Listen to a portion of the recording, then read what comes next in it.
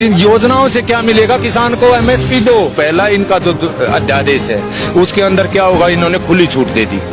किसको दे दी? व्यापारी को, छोटे को, बाहर की कंपनी को या अंदर की कंपनी को। उससे सिर्फ निजीकरण को बढ़ावा मिलेगा। इसको निजीकरण में ले जाने की कोशिश है। सिर्फ ये सेक्टर बचा हुआ था देश का कि इसमें निवेश कैसे हो। किसान चाहे मरो, लेकिन विदेशी कंपनियां और हमारे देश के बड़े बड़े उद्योगपति इसमें घुसाए जा रहे हैं और किसान बर्बाद किया जा रहा है। इस तीनों एक्ट में अगर एक चौथी लाइन सरकार लिख देती कि किसान का एमएसपी से नीचे एक दाना भी नहीं खरीदा जाएगा तो हमें कोई आपत्ति नहीं थी, लेकिन एमएसपी शब्द को इन्होंने छुआ ही नहीं। तो जैसे सब्सिडीज दे रही है सरकार, हमें सब्सिडी नहीं चाहिए, हमें फसल का रेट चाहिए। हमें कर्ज की बात करिए, कर्ज नहीं चाहिए, फसल का रेट दे दो।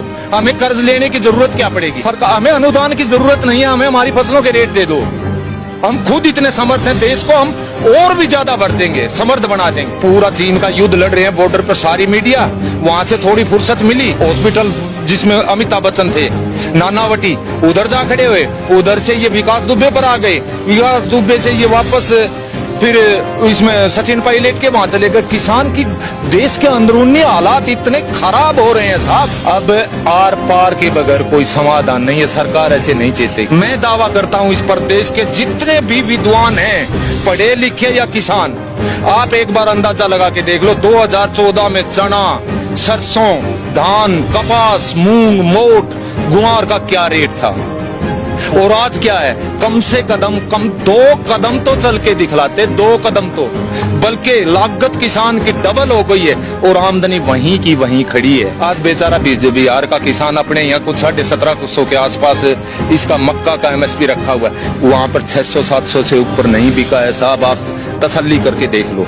धान वहां पर 1200 से ऊपर नहीं बिका है, आप तसल्ली करके देख लो। वन नेशन वन मार्केट, मैं मेरे तोशाम का 5 किलोमीटर है, मैं मेरे वन नेशन वन मार्केट का मैं करूंगा क्या? मैं आज तक मेरे डिस्ट्रिक्ट भिवानी के एक दाना नहीं लेके गया हूँ किसी चीज का।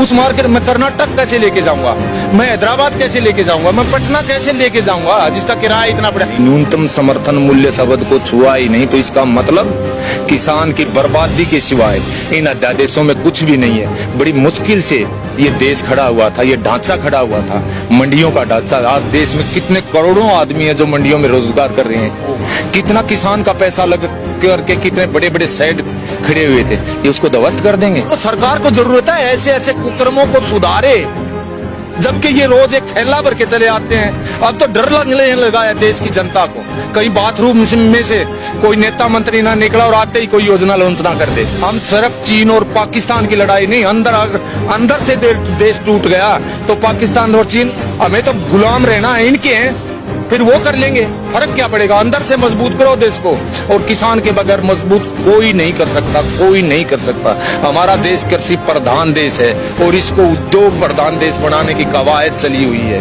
WTO का प्रेशर हो या किसी बड़े बड़े अंबानी अदानियों का प्रेशर हो, बेचा जा रहा है किसान को।